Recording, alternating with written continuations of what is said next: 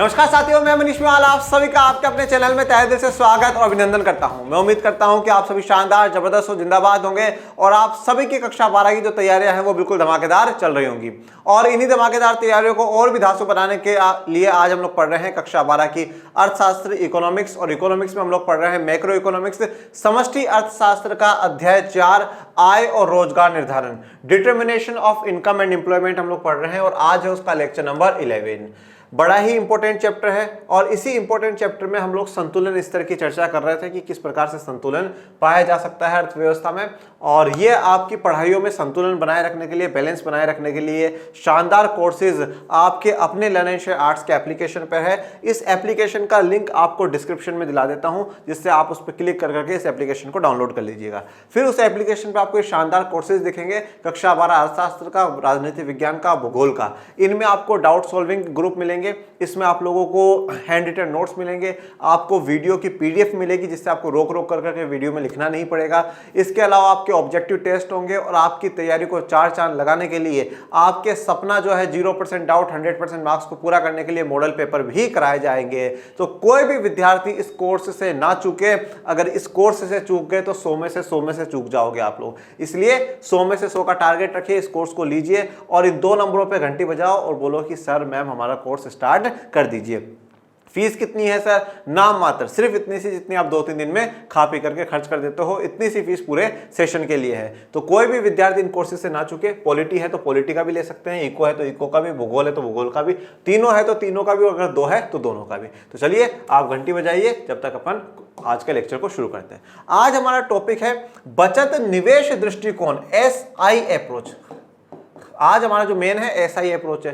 फिर हम इसके संतुलन स्तर की बात करेंगे कि SI में कैसे संतुलन पाया जा सकता है। चलिए शुरू करते हैं आज के लेक्चर को।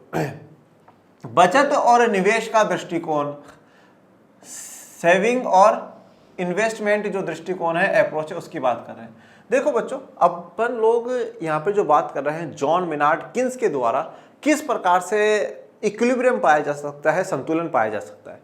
कोई भी अर्थव्यवस्था है वो संतुलन चाहती है, वो बैलेंस चाहती है। देखो आज हम सभी भी, तो एक बार अर्थव्यवस्था को आप साइड में रखो, एक बार हम सभी भी है ना जीवन में स्टेबिलिटी चाहते हैं, संतुलन चाहते हैं। आज आपको ये बात पता होनी चाहिए कि भारत की एक बहुत बड़ी आबादी जो है ना सरकारी नौकरियों की तैयारी करती है। सरकारी नौकरियों की तैयारी करने का उनसे अगर पूछो ना कि मुख्य उद्देश्य क्या है, तो कोई अगर आपको ये कहे नहीं साहब मैं तो देश की सेवा करना चाहता हूँ, मैं उस फील्ड में एंटर होकर करके गरीबों की उनकी मदद करना चाहता हूँ, तो कभी कभार आपको भी लगेगा अच्छा मन ही मन में वो लोग दे दिया ज्ञान। और कहीं ना कहीं जो मेन कारण अगर लोगों का गवर्नमेंट सेक्टर में जाने का है, क्या है? स्टेबिलिटी आ जाए, एक लेवल ऑफ इनकम फिक्स हो जाएगा, हर महीने बैंक अकाउंट में आएगा, आंधी आए चाहे तूफान आए या ना आए, वो अमाउंट अपने बैंक में आएगा, कोई कुछ नहीं कर सकता, आएगा। चाहे काम करेंगे नहीं करेंगे वो बात की बात है, करते हैं ऐसी बात नहीं कि नहीं करते, काम करेंगे पर उसका एक फिक्स अमाउंट, मतलब जीवन में स्थिरता आ जाएगी, संतुलन आ जाएगा। कभी ये नहीं सोचना पड़ेगा कभी कम जा रहा है पैसा अमाउंट, कभी ज्यादा जा रहा है, ऐसा नहीं, बिल्कुल एक स्टेबल। हाँ महीने के 70,000 है तो महीने के 70,000 आएंगे, चाहे ज्यादा मत आओ पर 70,000 तो फिक्स हो जाएंगे, इससे कम भी नहीं आएंगे। और जीवन में 60 साल तक जब तक जिएंगे, जब तक अपना नौकरी चलती रहेगी। तो एक स्थिरता हम सभी अपने जीवन में चाहते हैं, एक स्टेबिलिटी जो है हम सभी अपने जीवन में चाहते हैं। इसी प्रकार से जब हम व्यष्टि अर्थशास्त्र में बजट पढ़ते हैं अपना, उपभोक्ता का बजट, तो हम भी क्या चाहते हैं कि साहब इतना पैसा हो जिससे मेरी आवश्यकता पूरी हो जाए, मतलब मेरी आवश्यकता और मेरे इनकम के बीच में एक थोड़ा सा बैलेंस बना हुआ रहना चाहिए। तो बैलेंस, संतुलन हम सभी व्यक्ति हमारे जीवन में, हमारे बजट में, उपभोक्ता के में, और बाकी अब सरकार भी अर्थव्यवस्था में एक संतुलन चाहती है। तो जॉन मेनार्ड किन्स जो ये बताते हैं कि साहब किस प्रकार से संतुलन आ सकता है, तो उन्होंने 2 अप्रोचेस बताई थी, जैसे कि आप सभी को पता है बड़े अच्छे से। 2 अप्रोचेस कौन कौन सी थी? एडी और एएस की approach, aggregate demand and aggregate supply की अप्रोच थी। इस एडी और एएस की अप्रोच को अपन लोग पढ़ चुके हैं, और जब इसी एडी और एएस की अप्रोच अपन पढ़ते हैं, वहीं से कहीं ना कहीं अपन ने एस और आई की अप्रोच को डेराइव करा है, निकाला है।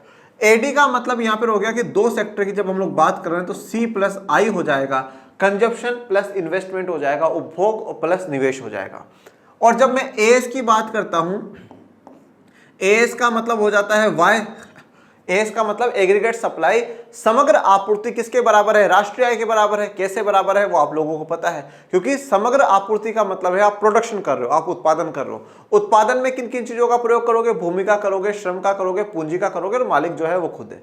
अब जो भी उस माल वहां पे बनाया गया, उस माल को बेच दिया गया, उसके बदले में पैसे मालिक के हाथ में है। अब मालिक क्या करता है कि हाँ भैया भूमि का किराया दे देगा मालिक को, उसके अलावा जो श्रम ने काम करा उनको वेतन दे देगा, पूंजी जिनसे उधार लेकर के आया तो उनको ब्याज दे देगा, और जो बचा कुचा रहेगा वो अपना मालिक अपना प्रॉफिट रख लेगा। तो सबके पास वो क्या है, बच गया है। फिर उन सब की इनकम जोड़ लेते तो हम कहते हैं ये हमारी राष्ट्रीय आय है, नेशनल इनकम है। फिर लोग वापस उसी इनकम को खर्च करते हैं उन्हीं चीजों को खरीदने के लिए, ठीक है। तो राष्ट्रीय आय हमारी इनकम आ गई, aggregate supply is equals to income राष्ट्रीय आय। और इनकम हम सिर्फ दो ही चीजों पे खर्च करते हैं, या तो उपभोग पे खर्च करते हैं या बचत पे खर्च करते हैं।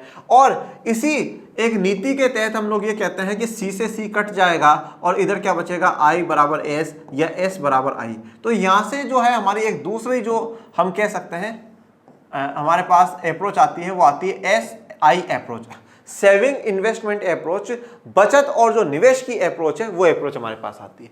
तो जॉन मिनार्ड किन्स ने दो अप्रोचेस दी है, एक एडी एस की अप्रोच दी है और एक एस और आई अप्रोच दी है। एडी और एस में कब संतुलन होता है वो हम लोगों ने देख लिया था। पूर्ण रोजगार पर होता है, पूर्ण रोजगार से पहले होता है, पूर्ण रोजगार के बाद होता है, वो अपन ने जान लिया था, ठीक है। और आज हम लोग बात करेंगे सेविंग एंड इन्वेस्टमेंट की। सेविंग बचत आप लोगों को सबको पता है, निवेश भी आप सभी को पता है कि बचत क्या होती है, निवेश क्या होता है, ये सब कुछ। और इसी बचत पर जब हम चर्चा करते हैं तो हम ये कहते हैं कि एक व्यक्तिगत उपभोक्ता के लिए बचत एक अच्छा कॉन्सेप्ट है। हर व्यक्ति को पैसे बचाने चाहिए, हर व्यक्ति को पैसे सेव करने चाहिए। और पर एक समष्टि अर्थशास्त्र के हिसाब से देखें तो बचत एक अच्छा कॉन्सेप्ट नहीं है, क्योंकि सब पैसे बचाएंगे तो फिर पैसा लगाएगा कौन, इन्वेस्ट करेगा तो कौन। तो इसलिए एडी और एस अप्रोच और एस और आई अप्रोच आज हम लोग डिस्कस कर रहे हैं, जिसमें एस आई पर हमारा मेन फोकस होगा। एडी एस हम लोग कर चुके हैं। चलिए, जब हम लोग ये कहते हैं कि एस आई अप्रोच बचत और इन्वेस्टमेंट निवेश दृष्टिकोण पढ़ रहे हैं, तो इस दृष्टिकोण के अनुसार आय का संतुलन स्तर एक स्तर पर निर्धारित होता है जब नियोजित बचत प्लान्ड सेविंग एंड द नियोजित निवेश प्लान्ड इन्वेस्टमेंट आई। यहां पर आप चाहे ब्रैकेट में जरूर नहीं है ऐसे हिंदी में एस लिखे, यूं भी एस लिख सकते हैं, कोई दिक्कत वाली बात नहीं, कहीं नंबर नहीं कटेंगे। और यहां पर भी आई का यूं आई लिख सकते हैं, कोई दिक्कत वाली, ये दोनों बराबर हो। अब पहली बात तो है कि आप लोग बोलोगे कि गुरुजी हमने ये कहा कि सेविंग बराबर इन्वेस्टमेंट, ये बात ठीक है, यहां तक हमारे अभी तक समझ में आ गया। पर मामला एक शब्द का हो रहा है, कौन से का, नियोजित। नियोजित का मतलब होता है प्लान, कि भैया जो चीज प्लान करी गई। तो अब याद करो, मैंने लास्ट लेक्चर में आप लोगों को पढ़ाया था एक्स एंटे, प्लान या प्रत्याशित जो है वो, जहां पे सिर्फ अभी हम प्लान कर रहे हैं कि इतनी हमारी बचत होगी, इतना हमारा निवेश होगा। तो वो एक ऐसा स्तर जहां पर हमारी बचत और निवेश बराबर हो जाए, ठीक है, वही काम मिल जाएगा आपको, संतुलन मिल जाएगा, वहीं आपको क्या हो जाएगा, सेटिस्फेक्शन आपको मिल जाएगा। ये देखिए, जनरली सीधा सा हम सभी ये चाहते हैं कि हमारे पास ज्यादा पैसा आए, और ज्यादा पैसा जब हमारे पास आए तो हम उससे ज्यादा से ज्यादा और उस पैसे को इस प्रकार से इन्वेस्ट करें, पैसा लगाए कि हमारे पास खूब पैसा है। फिर जब ज्यादा हमारी इनकम होगी तो हमारी बचत भी होगी, सेविंग भी होगी। तो हम प्लानिंग इतनी करते हैं कि साहब हमारी इतनी बचत होगी, इतना इन्वेस्टमेंट होगा। एक इंडिविजुअल व्यक्ति के तौर पे भी देखें तो आप, हर व्यक्ति जो इनकम कमाता है वो पूरा एक आइडिया लगाता है कि साहब इस महीने में इतना पैसा मेरे पास आया है, इतना मेरा यहाँ जाएगा, इतना यहाँ मेरा ऐसे जाएगा। पूरा प्लान कर करके वो करता है कि इस टाइम तक आते आते अपनी बचत और जो निवेश है अपना बराबर सा थोड़ा सा चल जाएगा। अब ये देखिए, ये टेबल है, इस टेबल की चर्चा करते हैं। जो इनकम है वो 0 करोड़, 100 करोड़, 200 करोड़, 300 करोड़, 400 करोड़, 500 करोड़, 600 करोड़। कंजप्शन बात करूं 40 करोड़, 120, 200, 280 करोड़, 360 करोड़, 440 करोड़, 520 करोड़। सेविंग अगर बात करें तो यहां पर कंजप्शन 40 करोड़ का हो रहा है, इनकम 0 करोड़ है, मतलब डिस सेविंग हो रही है, निर्बचत हो रही है। 40 करोड़ आपको अपनी बचत में से निकाल करके आपको देना पड़ रहा है, ठीक है। उसके बाद यहां पे 100 करोड़ की इनकम है, 120 का आप कंज्यूम कर रहे हो, मतलब 20 करोड़ आपको और खर्च करना पड़ रहा है, आपको निर्बचत है, डिस सेविंग है यहां पे। फिर यहां पर 200 करोड़ और 200 करोड़, यहां पर ये क्या है, 0 हो चुका है। मतलब यहां पर मैं कह सकता हूं कि consumption is equals to saving हो गया। Consumption is equals to saving जब होता है तो वो कौन सा पॉइंट होता है, ब्रेक इवन पॉइंट होता है, कि ना तो यहां पर उपभोग ज्यादा है ना बचत ज्यादा है, ठीक है। और इससे पहले वाले स्तर में देखें तो दोनों में क्या है कि कंजप्शन जो है, कंजप्शन ज्यादा है एज कंपैरिजन टू इनकम। और अब इसके बाद अगर देखेंगे तो income is more then consumption. तो अब यहाँ पे कंजप्शन 280 है, इनकम सेविंग कितनी हो जाएगी, 20 करोड़ की हो जाएगी। 400 करोड़ की इनकम है, 360 करोड़ का खर्चा हो रहा है, तो 40 करोड़ की अब सेविंग हो जाएगी। फिर 500 करोड़ की इनकम है, 440 करोड़ का कंजप्शन कर रहे हैं, 60 करोड़ की हमारे पास बचत हो जाएगी। मतलब इस जीरो के बाद बचत होना शुरू हुई है अर्थव्यवस्था में। 600 करोड़ की इनकम है नेशनल इनकम, 520 करोड़ का कंजप्शन है और 80 करोड़ हमारे बचत में आ रहे हैं। अब इन्वेस्टमेंट जो है, निवेश जो है, उसको हमने कैसा माना है, स्वायत्त निवेश माना है, ऑटोनोमस माना है। ऑटोनोमस निवेश मानने का मतलब यह है कि इनकम आपकी चाहे बढ़े तो सही और चाहे घटे तो सही, आपके इन्वेस्टमेंट में कोई चेंजेस नहीं आएंगे। इन्वेस्टमेंट जितना है उतना का उतना ही रहेगा। तो इन्वेस्टमेंट यहाँ पे भी 40 करोड़, यहाँ पे भी 40 करोड़, यहाँ पे भी 40 करोड़, यहाँ पे भी 40 करोड़, यहाँ पे भी 40, यहाँ पे भी 40 और यहाँ पर भी 40। तो अब भी हमारा जो मेन फोकस पॉइंट है वो क्या है, एस और आई। तो इसको और इसको फोकस करना है, एस और आई को। अब रिमार्क अगर अपन देखते हैं, अब देखो पहले में एस है -40 और इन्वेस्टमेंट है 40 करोड़ का।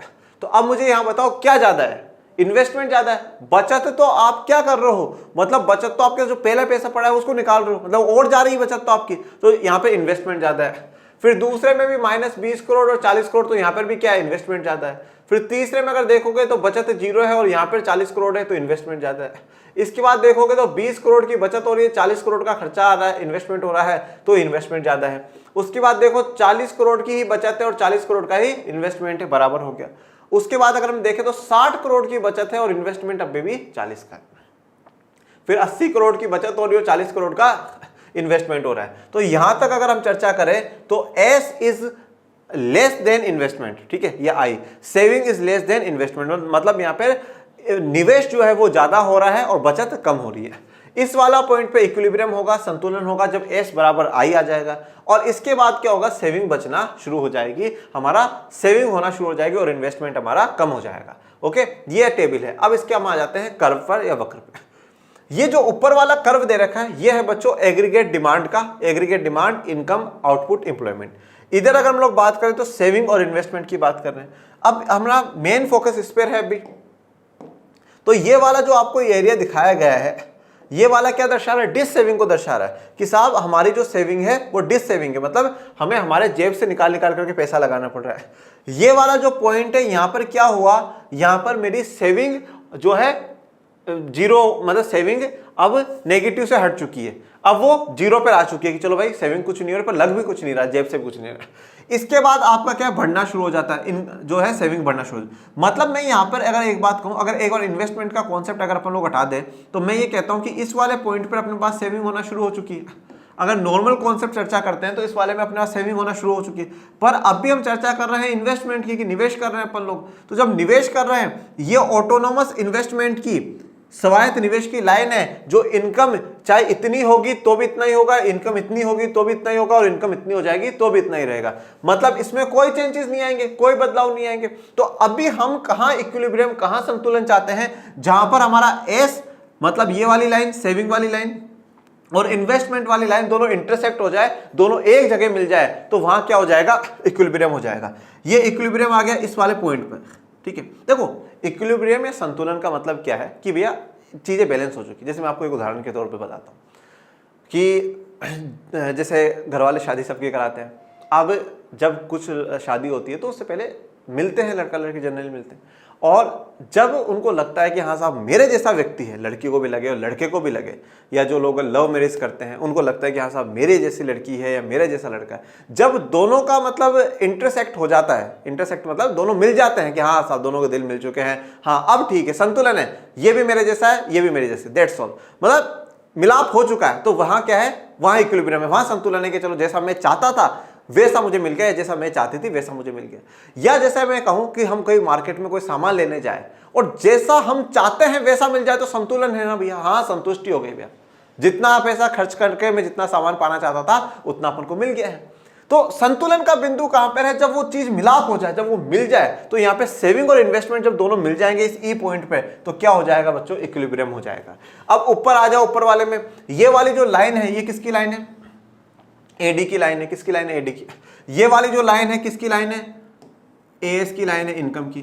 इस वाले में एडी और एएस में जो पॉइंट था वो ये था, और सेविंग और इन्वेस्टमेंट में पॉइंट है ये है, दोनों इस वाले पॉइंट पे, मतलब जो ये वाली इनकम है ना, इस वाली इनकम पे एडी और एएस भी बराबर हो जाएगा और सेविंग और इन्वेस्टमेंट भी बराबर हो जाएगा। तो ये हमारा मतलब सेविंग और इन्वेस्टमेंट का जो निष्कर्ष आप निकालना चाहते हो वो निष्कर्ष यहां पर आ चुका है। अब देखिए, अब अगर हम लोग इस पूरे में जो हमने टेबल पढ़ी है उस टेबल से हम लोग तीन ही कंडीशन निकाल सकते हैं, तीन ही कंडीशन पॉसिबल हो सकती है। पहली कंडीशन जो हम लोगों ने देखी वो ये देखी कि saving is less than investment, या हम कह सकते हैं कि बचत जो है निवेश से कम है, या ये कहा जा सकता है इन्वेस्टमेंट निवेश जो है वो बचत से ज्यादा है। That's all. पहला तो कंडीशन, पहला केस तो यही है। दूसरा केस ये saving is less than investment, saving ज्यादा है इन्वेस्टमेंट कम है आफ्टर द जीरो। और तीसरी कंडीशन हो सकती है अपनी saving is equals to investment बराबर, that's the position of equilibrium, संतुलन वाला बिंदु है। तो ये तीन कंडीशन हमारे सामने आती है, saving is less than investment, saving is more than investment और saving is equal to investment. मतलब या तो बचत निवेश से कम हो, बचत निवेश से ज्यादा हो, या बचत निवेश के बराबर हो। या इसको आप इन्वेस्टमेंट के संदर्भ में बोल सकते हो, investment is more than saving, investment is less than saving, investment is equal to saving.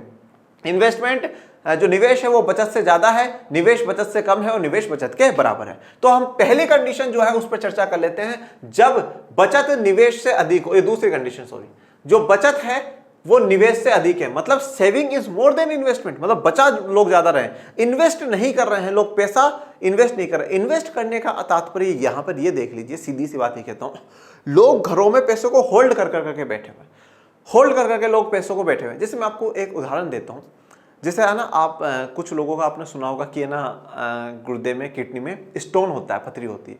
और कभी कभार क्या होता है, जैसे वो जो स्टोन होता है ना, जैसे जो यहाँ से क्या होता है हमारा जो पूरा किडनी का पूरा प्रोसीजर है, और यहाँ से मतलब जो यूरिन का जो पाइप है वो वहाँ तक आगे तक जाता है।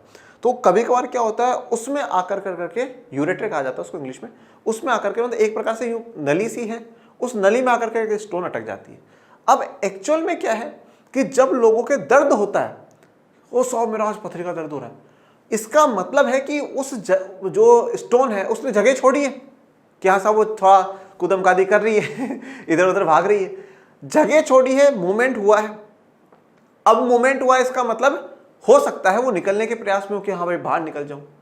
अब वो देखो, अब अगर वो नहीं ज्यादा हिलमहाली करेगी और नहीं करेगी, वो एक जगह उस पर और स्टोन जम जाएगा, और स्टोन जम जाएगा, और स्टोन जम, फिर वो मोटी हो जाएगी। फिर क्या होता है, लोगों को ऑपरेशन करवाना पड़ता है, ऑपरेशन से निकलवानी पड़ती है।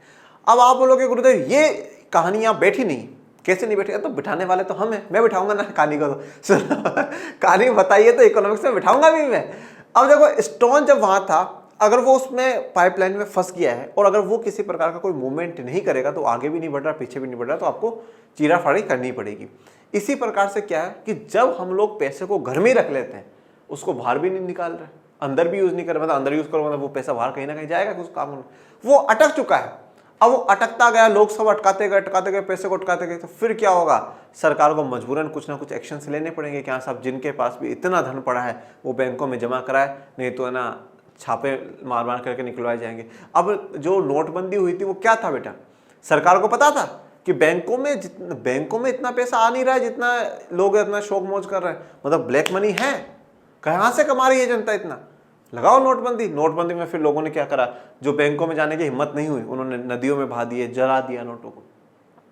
तो मैं सिर्फ इतना सा कहना चाहता हूं, जब हम सभी लोग पैसा बचाने लग जाएंगे, देखो एक्चुअल में क्या है कि हर चीज की एक साइकिल होती है बेटा, हर चीज की एक साइकिल चलती है। साइकिल चलने का कैसे है, आज मैंने पैसा कमाया तो वो मैं किसी चीज पे खर्च करूं, क्योंकि मेरा खर्चा किसी दूसरे की इनकम है और मेरी इनकम किसी दूसरे का खर्चा है। आज निखिल सर, राहुल सर मुझे पेमेंट करते हैं, वो उनका खर्चा है कि साहब हमारा खर्चा हो गया, इतना मनी सर को पे करना, वो मेरी इनकम है।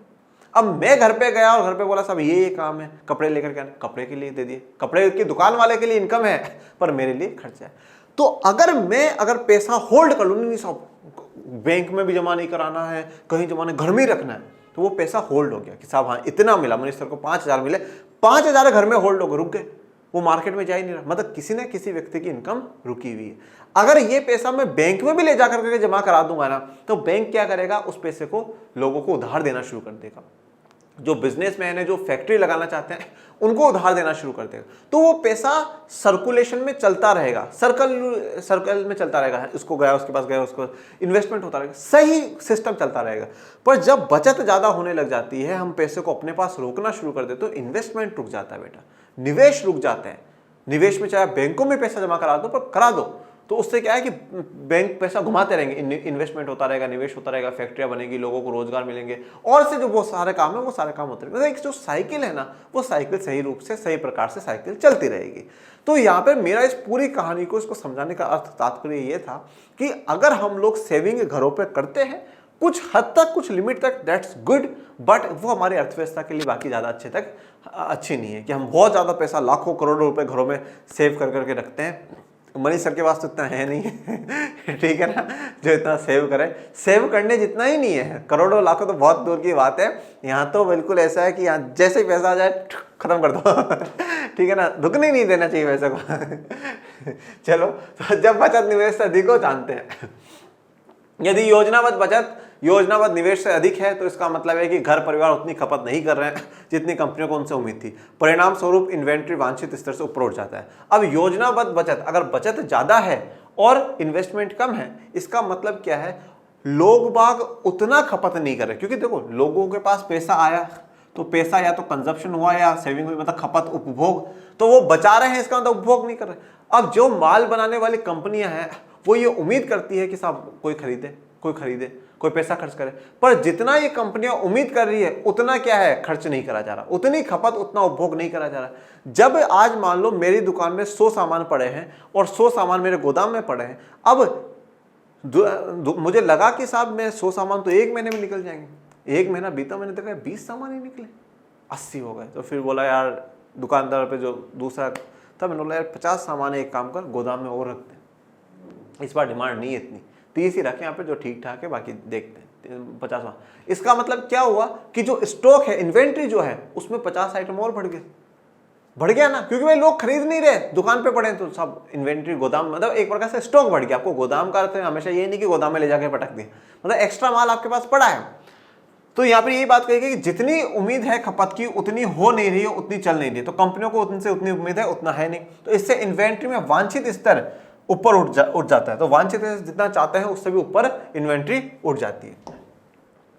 इन्वेंट्री में अवांछित वृद्धि को दूर करने के लिए कंपनियां उत्पादन कम करने की योजना बनाएगी। बचत और निवेश एक दूसरे के बराबर हो जाते हैं। अब जब लोग डिमांड ही नहीं कर रहे, तो फिर भैया हम पागल थोड़ी सप्लाई करेंगे, कोई सप्लाई थोड़ी करेगा, फिर रोकेगा। अब जब वो रोकेगा तो फिर देखो भैया, फिर वो रोजगार से लोगों को बाहर निकालेगा, काम धंधे से बाहर निकालेगा। तो अवांछित वृद्धि को दूर करने के लिए कंपनियां उत्पादन कम करने की योजना बनाती है, और जब तक योजना बनाएगी जब तक कि एस बराबर आई ना आ जाए, जब तक उत्पादन कम करती रहेगी, जब तक कि saving is equal to investment, मतलब demand is equal to supply ना आ जाए। दूसरा पॉइंट है, जब बचत निवेश से अधिक हो, जब बचत निवेश से कम हो, मतलब अब सेविंग कम है और इन्वेस्टमेंट ज्यादा है। यदि योजनाबद्ध निवेश से कम है, तो इसका मतलब है कि परिवार अधिक उपभोग कर रहे हैं और फर्मों की अपेक्षा से कम बचत कर रहे हैं। परिणाम स्वरूप नियोजित इन्वेंट्री वांछित स्तर से नीचे गिर जाएगी। अब अगर लोग पैसा बचा कम रहे हैं और उपभोग ज्यादा कर रहे हैं, कि साहब नहीं, पैसा बचाना क्या इनकम, एक बार जिंदगी में लिए खाए पिए ऐश मौज करे, खत्म कर दे, ठीक है। तो बचत जितनी होनी चाहिए उतनी बचत नहीं कर रहे, उससे ज्यादा क्या कर रहे हैं, उपभोग कर रहे हैं, उससे ज्यादा खपत कर रहे हैं। तो जब कम बचत कर रहे हैं, तो इससे क्या होगा कि जो माल गोदाम में, मतलब स्टॉक में पड़ा था, वो भी खत्म होता जाएगा, मतलब इन्वेंट्री वांछित स्तर से नीचे गिर जाएगी। मतलब जितना इससे मान लो 100 गुड़ पड़े थे, अब वो बिक जाएंगे और खत्म हो जाएंगे, 50 पे आ जाएगा, फिर और कम हो जाएंगे, 10 पे आ जाएगा, इस प्रकार से। इन्वेंट्री को वांछित स्तर पर वापस लाने के लिए कंपनियां तब तक उत्पादन बढ़ाने की योजना बनाएगी जब तक कि बचत और निवेश एक दूसरे के बराबर ना हो। तो अब उसको क्या है, वांछित स्तर पर लाने के लिए भाई देखेंगे वो सब डिमांड बहुत है, तो एक काम करो, क्या करो, उत्पादन और करो। जैसे मैं आपको एक उदाहरण बताता हूँ, दिवाली का सीजन आने वाला है, कोई भी मिठाई की दुकानों पे आप जाना, अब मिठाई की दुकान वाले क्या करेंगे, थोड़ा सा आगे बिल्कुल टेंट वेंट सा लगा कर सजाएंगे, ठीक है, और काम धंधे पे लगा लेंगे लोगों को, और करेंगे। क्यों? क्योंकि उनको पता है साहब अब त्योहार का सीजन आने वाला है, डिमांड चलेगी, दिवाली आ जाएगा, भाई दूज आ जाएगा, बिहार में तो फिर छठ पूजा होती है, तो इस प्रकार से त्योहार आ जाएंगे, बहुत सारे त्योहार आएंगे, तो थोड़ा सा इसको प्रमोट करो और करो कि साहब हमारे, तो उस समय क्या हुआ, ज़्यादा रोजगार, लोगों को 2-3 को एक्स्ट्रा रख लिया काम धंधे पे, खूब काम करवाया, एक्स्ट्रा पेमेंट करेंगे तुम देखो, क्योंकि डिमांड है सब कुछ। जो किस चीज़ की, देखो वैल्यू जो है ना बच्चों, वो डिमांड की, वैल्यू जो है ना वो डिमांड की है। और डिमांड कब होती है, जब क्वालिटी होती है, जब क्वालिटी होती है। आज अगर आप, जैसे मैं आपको एक उदाहरण के तौर पे बताता हूँ, आज आप स्कूल जाते हैं, स्कूल में आप किसी टीचर से, देखें अभी आप स्कूलों में पढ़ रहे हैं, कल को आप कॉलेज में जाएंगे, भविष्य में आप लोग और कॉम्पिटिशन्स की तैयारी करेंगे, कहीं पर भी जब आप जाएंगे बहुत सारे टीचर्स आपको मिलेंगे और बहुत सारे लोग आपको मिलेंगे। कुछ ऐसे बहुत कम लोग होंगे जो आपको बहुत ज़्यादा प्रभावित करेंगे कि नहीं साहब, आपको जीवन में लगेगा कि हाँ यार साहब, सच में इस व्यक्ति से मिलकर करके जीवन में मजा ही आ गया है, लगता है जीवन में मैं किसी व्यक्ति से मिला हूँ, सच में प्रभावित कर दिया इस टीचर ने, ये व्यक्ति मेरे जीवन में एक टर्निंग पॉइंट बनकर करके आया है। ये टीचर हो, ये व्यक्ति हो, ये दोस्त हो, जो भी हो, जिससे आप बड़े प्रभावित हो, तो जो लगे कि हाँ साहब है, तो उससे प्रभावित क्यों हुए हो, क्योंकि उसमें कहीं ना कहीं कुछ ना कुछ क्वालिटी है, क्वालिटी है, तभी डिमांड हुई है कि हाँ, और आप नहीं, बहुत सारे लोग उनसे प्रभावित है। तो जब ऐसा होता है कि सब क्योंकि उनमें कुछ ना कुछ क्वालिटी है, तो ही क्या उनकी डिमांड हो रही है, तभी उनकी डिमांड होती है। तो ऐसे बहुत कम लोग होते हैं। तो सबसे इंपॉर्टेंट जब डिमांड है ना, वो इंपॉर्टेंट, और डिमांड तभी होगी जब क्वालिटी आप में होगी। तो यहाँ पर सेविंग इन्वेस्टमेंट आने तक एम्प्लॉयमेंट बढ़ा दिया जाएगा। अब संतुलन स्तर की चर्चा कर लेते हैं। देखिए, कुछ जो अर्थशास्त्री है उनके अनुसार आय का संतुलन स्तर हमेशा पूर्ण रोजगार स्तर पर प्राप्त होगा, अर्थात अनैच्छिक बेरोजगारी का भाव होता है। मतलब क्या है, यहाँ पे सीधी सी बात कहेंगे, कुछ अर्थशास्त्री ऐसा मानते हैं जब पूर्ण एम्प्लॉयमेंट होगा, पूर्ण रोजगार होगा, वहीं क्या होगा, संतुलन मिल जाएगा।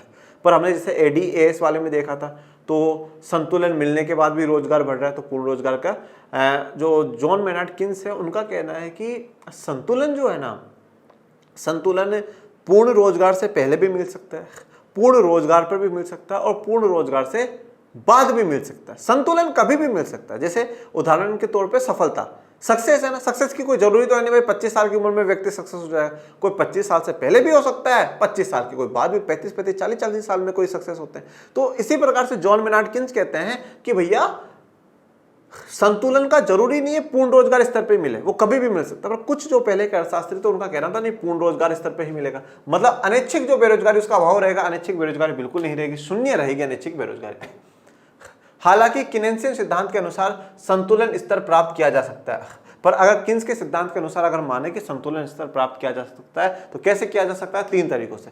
पहला, पूर्ण रोजगार के स्तर पे हो सकता है, फुल एम्प्लॉयमेंट के।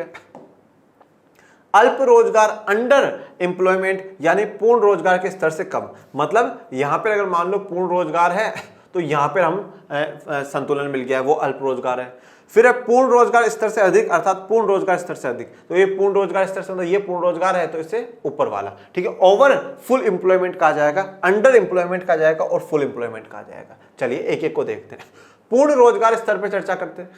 यह उस स्थिति को संदर्भित करता है जब पूर्ण रोजगार स्तर पर समग्र मांग समग्र आपूर्ति के बराबर होती है। यह उस स्थिति को संदर्भित करता है जब पूर्ण रोजगार स्तर पर समग्र मांग समग्र आपूर्ति के बराबर है। मतलब AD = AS हो जाएगा, AD = AS हो जाएगा। तो जैसे आप देखिए, ये AD है और ये AS है,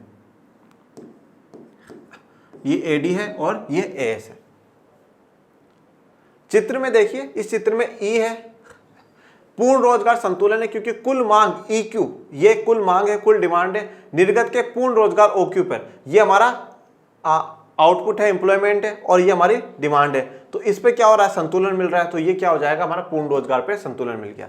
निर्गत के OQ स्तर पर वे सभी जो प्रचलित मजदूरी दर पर काम करने के इच्छुक हैं रोजगार पाने में सक्षम है, यानी कोई अनैच्छिक बेरोजगारी नहीं है। मतलब यहाँ पे कोई भी अनैच्छिक बेरोजगारी नहीं है। अल्प रोजगार संतुलन देखते हैं। यह उस स्थिति को संदर्भित करता है जब कुल मांग कुल आपूर्ति के बराबर होती है, जब संसाधन पूरी तरह से नियोजित नहीं होते। ये पूर्ण रोजगार स्तर से पहले होता है। ये मतलब कुल आपूर्ति के बराबर, जितनी समग्र मांग है वो समग्र आपूर्ति के बराबर हो जाए, पर पूर्ण रोजगार से पहले ही हो जाती है। तो अब इसमें देखो, चित्र बिंदु में F, ये वाला पॉइंट है। अब इस वाले पॉइंट में AD और AS बराबर हो चुका है, पर जो फुल एम्प्लॉयमेंट है वो Q पर है, तो उससे पहले ही हमें संतुलन मिल चुका है। यही बात यहाँ पर कही गई है। पूर्ण रोजगार संतुलन से अधिक, ओवर फुल एम्प्लॉयमेंट, जब AD और पूर्ण रोजगार के स्तर से परे मतलब बियॉन्ड, उसके बाद पूर्ण रोजगार के बाद वाली स्थिति पे बराबर होता है तो ये पूर्ण रोजगार स्तर के बाद होगा। चित्र बिंदु में अगर आप देखेंगे जी वाला जो पॉइंट है एडी और एस बराबर हो जाएगा, जो कि पूर्ण स्तर से ऊपर है। यहाँ पर पूर्ण स्तर है पर यहाँ पर आपको संतुलन मिल रहा है। बिंदु जी पर पूर्ण रोजगार संतुलन को दर्शाता है। चलिए, अब पूर्ण रोजगार संतुलन से अधिक मुद्रास्फीति का दबाव पैदा करता है। मतलब अगर पूर्ण रोजगार के बाद आपको संतुलन मिल रहा है, पूर्ण रोजगार संतुलन से अधिक अगर वहां पर आपको है तो वहां पे क्या होगा, मुद्रास्फीति, महंगाई होगी। पूर्ण रोजगार संतुलन से अधिक ये दर्शाता है कि नियोजित व्यय एडी और पूर्ण रोजगार स्तर से ऊंचे स्तर पर नियोजित उत्पादन एएस बराबर है। मतलब फुल एम्प्लॉयमेंट के ऊपर बाद में, पूरा एम्प्लॉयमेंट होने के बाद जब एडी बराबर एएस होता है, पर इनका कहना है कि ये वाली जो कंडीशन है कि पूरा रोजगार होने के बाद एडी और एस बराबर हो रहे हैं, वहां पर मुद्रास्फीति हो सकती है। हालांकि वास्तव में वास्तविक उत्पादन इस स्तर से आगे नहीं बढ़ सकता क्योंकि अर्थव्यवस्था पहले से ही पूर्ण रोजगार पर है और कोई निष्क्रिय क्षमता नहीं है। तो यहाँ पर वैसे वास्तव में रियलिटी में इतना नहीं होता, जितने लोगों की आवश्यकता है उतने पे आपको संतुलन मिल गया, ठीक है, फिर उसके बाद फिर आप ज्यादा एम्प्लॉयमेंट नहीं रखोगे, ज्यादा लोग नहीं होंगे, निष्क्रिय क्षमता होगी। इसलिए पूर्ण रोजगार उत्पादन से परे एडी में किसी भी वृद्धि से सामान्य मूल्य स्तर पर यानी मुद्रास्फीति में वृद्धि होगी और उत्पादन में कोई वास्तविक वृद्धि नहीं होगी। तो इसलिए उत्पादन में कोई वास्तविक वृद्धि नहीं होगी और जो मूल्य स्तर है, प्राइस वैल्यू है, वो बढ़ जाएगी। चलिए, तो आज के लिए अपना इतना ही। और ये आप लोगों के लिए जो कोर्सेज है, तो मैंने जैसे बता दिया कि इनमें क्या क्या फैसिलिटीज़ है, इनमें आप 2 नंबरों पर कॉल करिए और टीम को बोलिए कि हमारे कोर्सेज चालू कर दीजिए। चलिए, तो आज के लिए इतना ही। आपको कोई भी डाउट, कोई भी समस्या हो तो कमेंट बॉक्स में मेंशन करिएगा और आज का लेक्चर कैसा लगा ये भी जरूर बताइएगा। और मेरे प्यारे विद्यार्थियों, पढ़ते रहिए, आगे बढ़ते रहिए और आपके अपने चैनल लर्न एंड शार्ट्स को ज़्यादा से ज़्यादा लाइक, शेयर, सब्सक्राइब करते रहिए। और डिस्क्रिप्शन में लिंक दे रखा है टेलीग्राम चैनल का, प्लीज़ उसको भी ज्वाइन कर लीजिएगा, जिससे आपको सभी जानकारी मिलती रहे। मैं मिलूंगा आपको नेक्स्ट लेक्चर में, तब तक के लिए थैंक यू सो मच। जय हिंद, जय भारत।